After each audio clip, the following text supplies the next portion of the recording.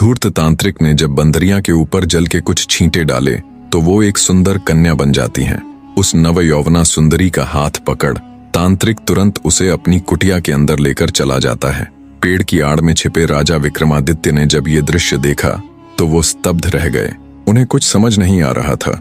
सोचा कुटिया के अंदर जाकर देखा जाए कि आखिर माजरा क्या है, पर फिर कुछ सोचकर वहीं रुक जाते हैं। सुबह हुई तो तांत्रिक फिर से उस अप्सरा सी कन्या को बंदरियां बना रोजमर्रा की तरह नगर की तरफ चला जाता है।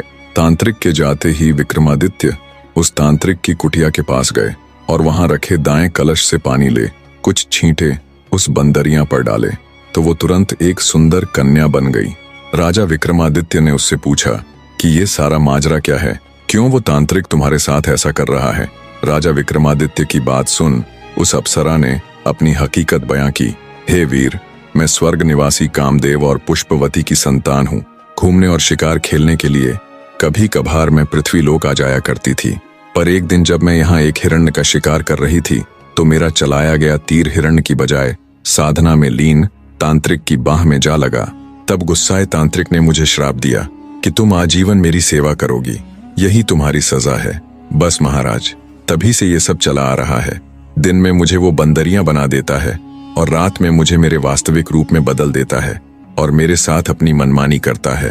महाराज, उस तांत्रिक ने मुझे केवल अपने भोग की वस्तु बनाकर रख दिया। सुंदरी की पूरी व्यथा सुन राजा विक्रमादित्य को बड़ा दुख हुआ। वे सुंदरी से बोले, हे सुंदरी, तुम बिल्कुल भी घबराओ मत। आज मैं तुम्हें उस धूर्त तांत्रिक के चंगुल से हमेशा के लिए मुक्त कर दूंगा। राजा विक्रमादित्य की बात सुन सुंदरी के चेहरे पर उम्मीद और खुशी के भाव आ जाते हैं। विक्रमादित्य फिर से उस सुंदरी को बंदरियां बना खुद एक पेड़ की आड़ में छिप जाते हैं। जैसे ही शाम हुई तो वो तांत्रिक आया। तांत्रिक ने बंदरियां को अपने पास बुला। जैसे ही उस पर जल छिड़का वैसे ही फुर्ती के साथ राजा विक्रमादित्य ने बाईं तरफ रखे घड़े में से जल की कुछ बूंदें उस तांत्रिक के ऊपर फेंक दी। इधर बंदरियां यानी देवलोक की सुंदरी अपने वास्तविक रूप में आ गई और उधर वो धूर्त तांत्रिक बंदर बन गया। बंदर बने तांत्रिक ने खूब उछल कूद की, पर अब क्या होने वाला था। राजा विक्रमादित्य ने तुरंत अपने वीर को याद किया। विक्रमादित्य के स्मरण करते ही तुरंत उनका वीर हाजिर हो गया।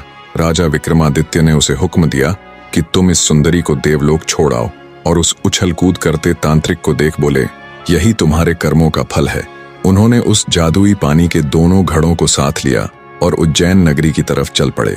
दूसरी तरफ जादुई वीर कहे अनुसार उस सुंदरी को उसके घर यानी देवलोक में छोड़ आया। इतनी कथा सुना 8वीं पुतली तारामती बोली,